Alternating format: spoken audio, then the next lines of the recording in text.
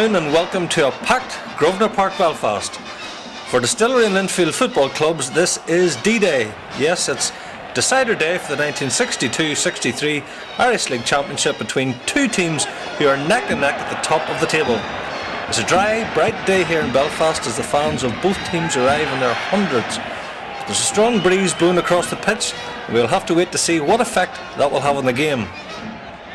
There are still hundreds of supporters queuing to get into the ground, and I've been told that they may well have to close the gates and turn fans away because already, 15 minutes before kick-off, there seems to be a capacity crowd inside Grosvenor Park.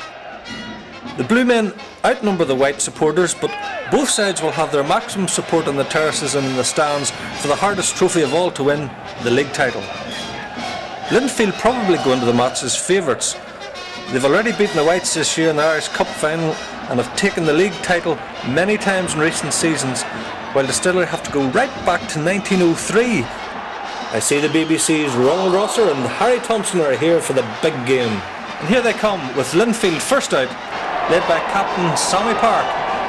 There's the distinctive flame hair of right half Isaac Andrews, and their two trotting out is tricky little Billy Ferguson. And here come Distillery. That stylish half-back John Kennedy, reckoned to be one of the best in the business. And there goes that man Meldrum, hoping no doubt to add his extraordinary goal tally for the season. And listen to the reception they're getting from the home fans. If Distillery come out on top today, there will be 2 league medals going to the Meldrum family, because the White's right back is Joe's brother, Derek. The referee today is Mr. Arthur Holland from Barnsley. There's a tremendous atmosphere as the two captains come up for the toss. It looks as if Linfield have won it and the teams are being asked to change ends. But from where we are seated here in the press box, the playing surface seems to be in very good condition, with only a few bare patches near the centre circle. So as kick-off time approaches, everything is ready for this, the biggest game of the domestic season. It's Meldrum then to Scott, and now it's Meldrum down the right, it's first time into the box, and there's Curly! I don't believe it! Tony Curley has scored! Curley's header is the net in just 20 seconds! Linfield haven't had a touch. This is amazing. Distillery are 1-up inside a minute, with what must be the quickest goal of the season. The home supporters are going mad. Linfield fans are stunned. What a start! It was a lovely header, but Irvine, the Linfield keeper, seemed to be caught in two minds about coming out for the cross ball, and he has paid the price.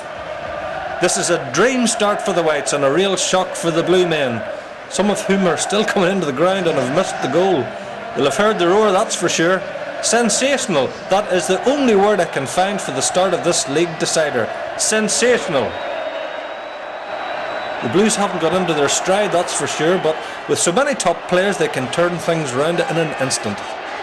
That's Andrews breaking up another Distillery attack. It's played down the right. Comes into the box. Danger here for the Whites who haven't got it away. Back across goal and it's centre forward Meldrum who hooks it away. But Linfield are starting to find their feet and are pushing forward now in search of an equaliser. So Distillery will need to maintain this performance to the final whistle if they want their hands on the Gibson Cup.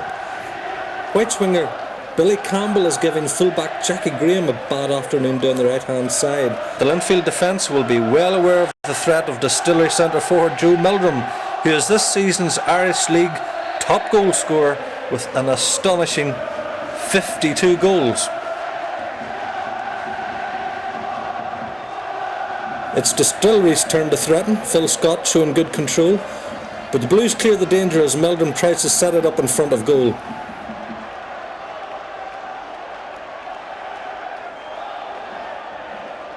Ferguson crosses, but John Kennedy calmly heads it back to his namesake Jack in the home goal.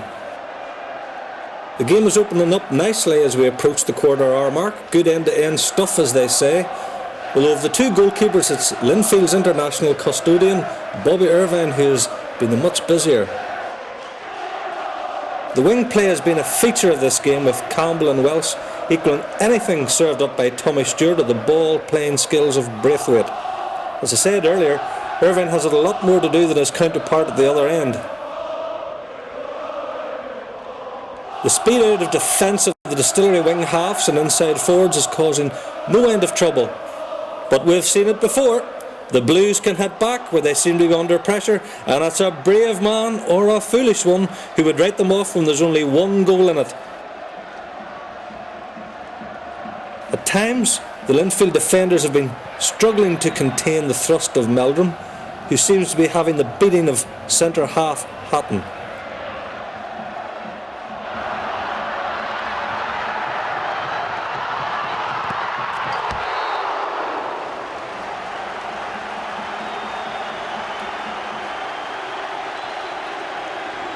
Oh, that's lovely. Campbell slips Graham and gets it across to Roy Welsh, who shoots first time with his right foot, but Irvine gets down well to smother the ball in his 6-yard box.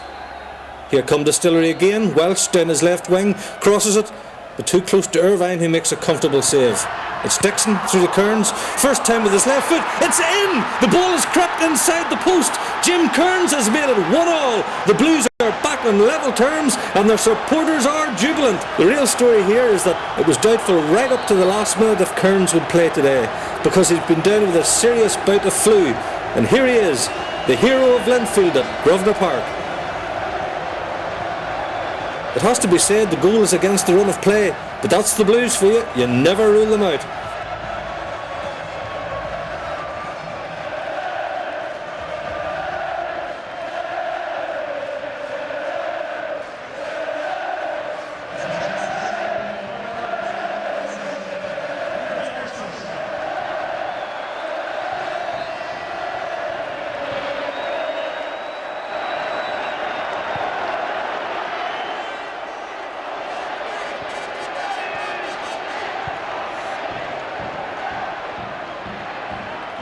Here's a chance for Ferguson.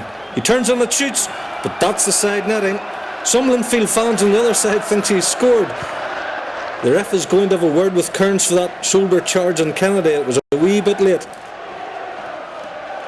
We're halfway through this first half and there's nothing between the two sides, although Distillery look a wee bit sharper up front. Derek Meldrum finds Welsh down the left. It's a good cross. Scott, it's there. It's a goal. Phil Scott has scored Distillery's second and put his team ahead for the second time. He was just a second too quick for Sammy Hatton and steered the ball home. Irvine could do nothing. That was a lightning strike by the Whites, but they've been threatened on the breakout time and time again. I make it the 24th minute, so it's taken Distillery only 10 minutes to restore their lead. If the score was to stay like this, the Whites would have reversed their 2-1 cup final defeat. But there's plenty could happen in the next hour or so. What can the Blues do now? We're only halfway through the first period and already this has the makings of a classic contest. Bobby Irvine helps clear the goalmouth of paper thrown on by the ecstatic Distillery supporters behind his goal. There's half an hour gone and it's definitely the home side that has the upper hand. George Eastham's team is playing the kind of passing football that the manager has been promoting so successfully all season. There's Campbell. Nice ball for his centre forward Meldrum, but Joe can't control that one. Linfield player coach Tommy Dixon must be wondering what they have to do to pull another goal back before the half-time whistle. What a good Dixon ball down the left for Braithwaite as the Blues try to come back.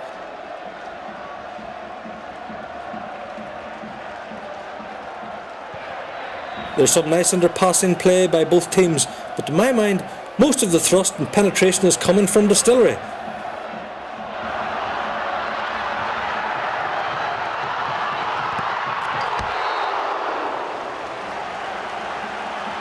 Everyone seems to be in good humour, but there are plenty of police on duty just in case fans get too excited or things threaten to get out of hand.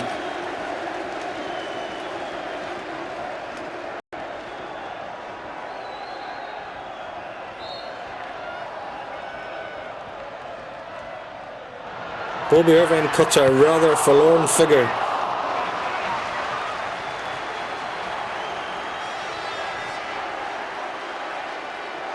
Meldrum wins a throw-in over near the corner flag. It's taken quickly by Campbell. Back to Meldrum. Campbell again.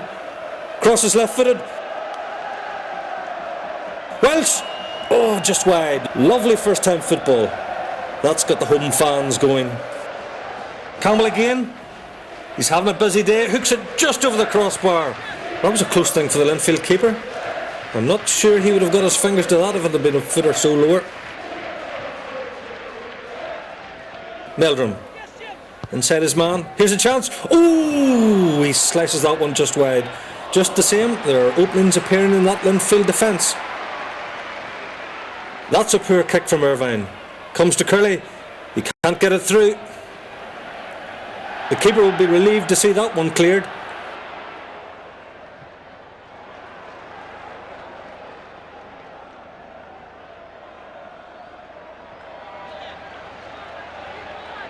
Campbell. Inside to Derek Meldrum. Nice run to the centre circle, but that's a poor pass and easily cut out by Ken Gilliland. Scott lobs it into the box, out rushes Irvine and he grabs it off Meldrum's toe.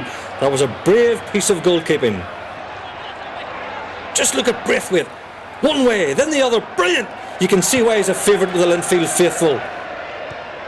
Campbell again on the right. Gives it, gets it back, but Meldrum can't get a shot on target and Irvine collects that one easily enough. It's Graham for Linfield. Brings it forward.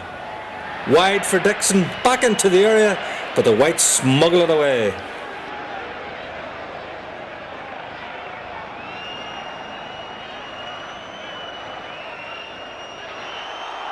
Phil Scott, that's lovely. Can Meldrum control it? It's in the air. He gets his header in, but safely clutched by the Linfield goalkeeper. Now it's the Blues going forward. Down the right, they've got a corner off Bobby Ellison. Over it comes, but easily cleared. Kennedy, I think. Now it's Meldrum. Campbell, beaten by Park. It's nip and tuck at the minute between these two great Belfast rivals. Well, you can't say the fans aren't getting their money's worth.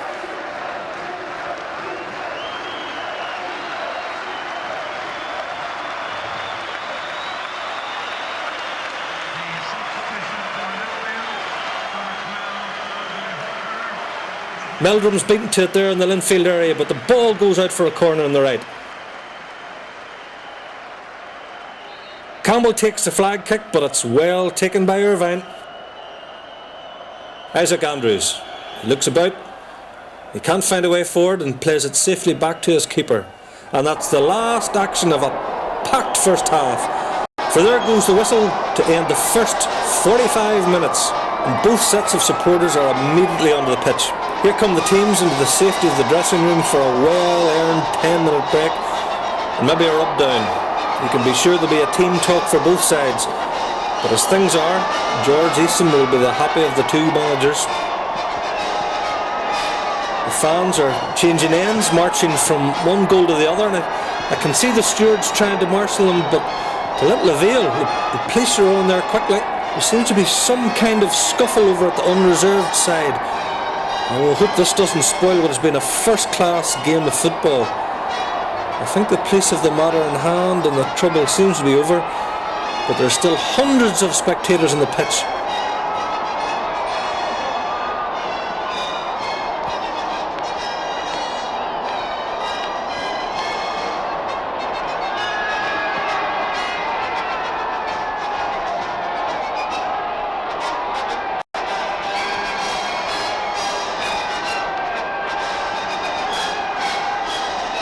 There's one chap getting attention for a facial injury, but he seems to be okay. And that's Linfield out first for the second half. Here come the Whites, no doubt, hoping to maintain their first half supremacy.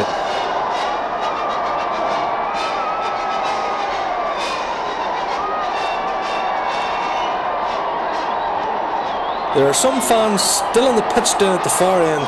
That's the Distillery end, and the referee quite rightly is asking the stewards to get them behind the wall before he restarts the action. Well, the fans seem to be cooperating good humouredly, so I don't think there'll be much of a hold-up.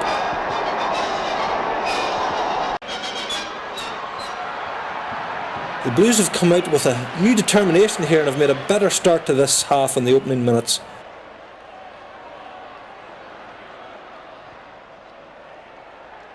Stewart and Ferguson are combining well on the right, and as Linfield fans will know, this is Billy Stewart's final game for the Windsor Park club.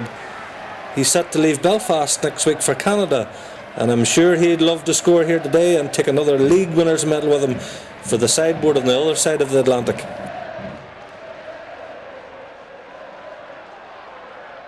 That's a lovely run by Roy Welsh. Inside to Scott, gets it back. The cross is well blocked by Gilliland.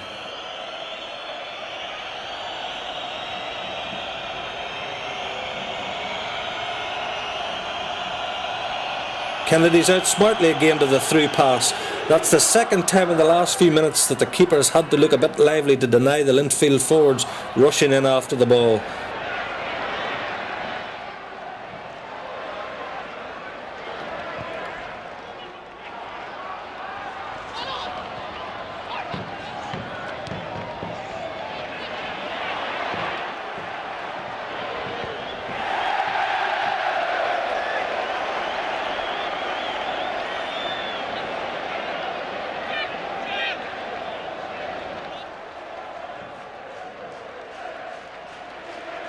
Some of these tackles are going in a bit strong, it seems to me, and the referee agrees.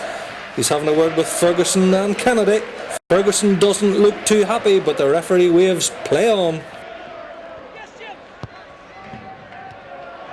On my watch, we've been playing for an hour and Distillery are hanging on to that precious one-goal lead.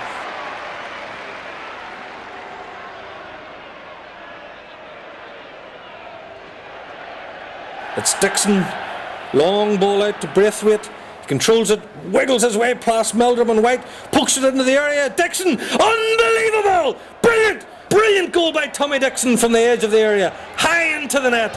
Kennedy had no chance. This ground has erupted. The Duke has equalised for Linfield, and what a match we have here now. Half an hour to go and we're back where we started, all square and everything to play for. Where would you put your money now? Just listen to those Linfield fans. They believe it's their day.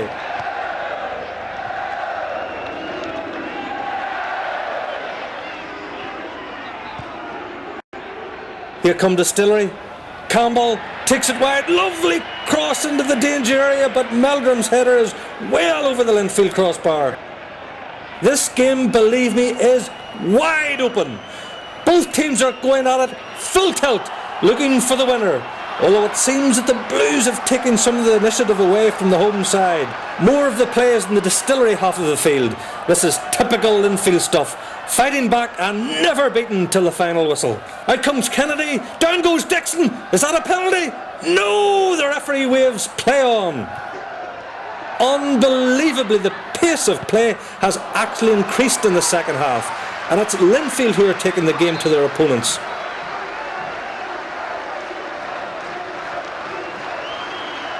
I'll say it again, at this stage of the match, it's the Blues who are looking more likely to snatch the winner. Good ball into the 6-yard box. Kearns goes down. That looks like a penalty to me. There's a Linfield player on the ground. Dixon, I think. Looks like an ankle injury. Trainer Jimmy McCune is busy with a magic sponge. The Blue Men are hoping their almost legendary hero will be able to resume. And he does. He's up and the game continues. Oh, this is something I don't like to see. Fans encroaching onto the pitch during the game. This is the type of behaviour that can escalate and ruin a match. Fortunately, it's only a handful at the back of the Distillery goal. But the stewards and the police need to keep them well behind the wall, or at least off the pitch.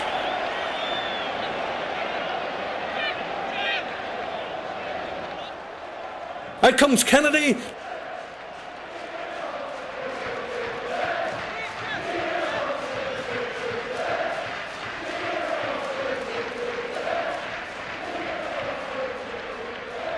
Braithwaite's free kick. Hacked away down the left.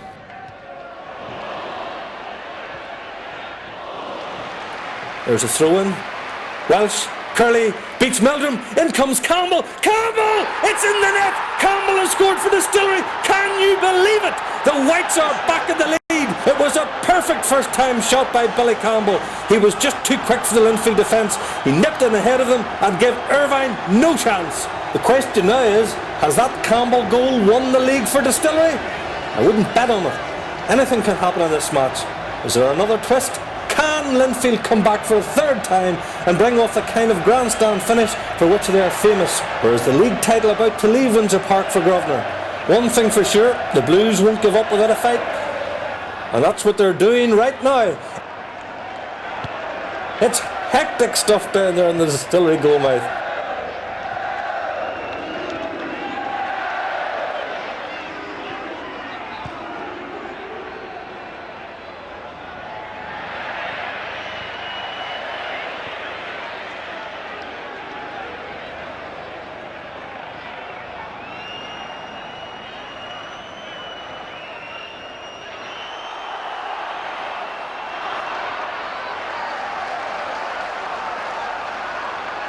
Lovely turn by Dixon, out to Braithwaite, crosses but well taken by Kennedy. Hatton plays it safe back to the goalkeeper. It's Meldrum on the left, this is dangerous, he's brought down by Hatton inside the area, penalty! Campbell to take the kick, takes it, it's there, low into the bottom corner of the net, 4-2 Distillery, right on time! The ref pointed right away to the spot.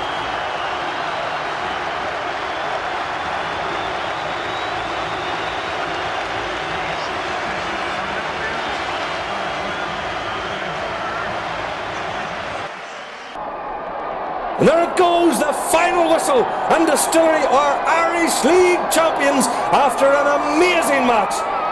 What can I say? They scored right on the opening whistle, and now they've scored right on the final whistle. I've never seen anything like it, and never have these delirious Distillery fans who have rushed once more onto the pitch like an army. It's a good thing the referee grabbed the ball right away and blew the whistle in time to let the players make it into the dressing room. I noticed a nice touch there as the teams went off. Sammy Hatton was over at once to shake Joel Meldrum's hand. If I can get my breath back or hear myself think above all the noise of these Distillery celebrations, I would have to say that the Whites have definitely deserved the victory today. And not just because of their better finishing in front of goal, they've played better as a team from the back out. Billy Campbell certainly has deserved to get his name in the score sheet for the second time with that last minute penalty kick, because he has had a great game all afternoon. The fans are singing, "We want the cup," and no doubt George White and his players will oblige in a moment or two. The day belongs to Irish League football, which has put on a match that has been a great advertisement for the game. You can probably hear the Distillery supporters singing, "Here, here, the Whites are here. The Whites go marching on." They've certainly marched into the record books with this win here at Grosvenor Park, where the final score is Distillery 4, Linfield 2.